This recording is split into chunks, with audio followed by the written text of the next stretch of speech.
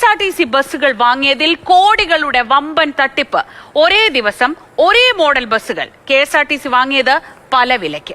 കോടികളുടെ അഴിമതി തുറന്നു കാട്ടുന്ന പർച്ചേസ് വിവരങ്ങൾ മാതൃഭൂമി ന്യൂസിന് ലഭിച്ചു. 2 പേന, ഒരേ കമ്പനി, ഒരേ നിറം, ഒരേ വില, 5 രൂപ.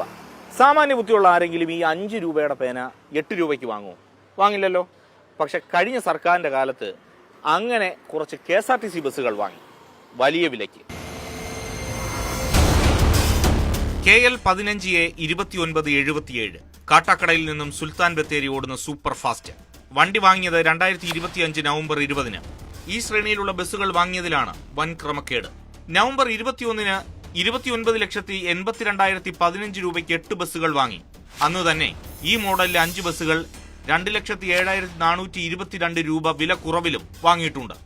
ഉയർന്ന വിലയ്ക്ക് ബസ് വാങ്ങിയതിലൂടെ 16 ലക്ഷത്തിന്റെ ക്രമക്കേടാണ് നടന്നത്. മോഡൽ 1, ഡീലർ 1, 2 വില. കണക്കിലെ കള്ളക്കളികൾ പിന്നെയുമുണ്ട്. 2025 നവംബറിലും ഡിസംബറിലും ഇതേ തട്ടിപ്പ് നടന്നിട്ടുണ്ട്. 8 ബസ്സുകൾ വില കുറച്ചു വാങ്ങി. 16 ബസ്സുകൾ 2-3 ലക്ഷം രൂപ അധികം നൽകിയാണ് വാങ്ങിയത്. ഡിസംബർ 13-ന് ഒരേ മോഡൽ ബസ്സുകൾ 27 ലക്ഷത്തിനും 30 ലക്ഷത്തിനും വാങ്ങിയിട്ടുണ്ട്. ടാറ്റയുടെ 181 ബസ്സുകളിലെ കണക്കിലാണ് പൊരുത്തക്കേടുകൾ. 2026 ഫെബ്രുവരി വരെ നടത്തിയ പർച്ചേസിൽ ഇത്തരം ക്രമക്കേടുകൾ നിരന്തരം പ്രകടമാണ്. KSRTC ബസ്സുകളുടെ പർച്ചേസിൽ വമ്പൻ അഴിമതി ഉണ്ടെന്ന പരാതികൾ മുമ്പും ഉയർന്നിട്ടുണ്ട്.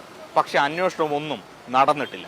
27,74,593 രൂപയ്ക്ക് വാങ്ങിയത് 14 വണ്ടികൾ. 27,96,718 രൂപയ്ക്ക് 30 ബസ്സുകൾ.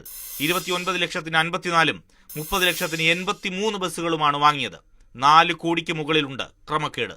വെറുതെ ഒന്ന് ഓൺലൈനിൽ നോക്കിയാൽ 29 ലക്ഷം രൂപയാണ് ബസിന്റെ വില.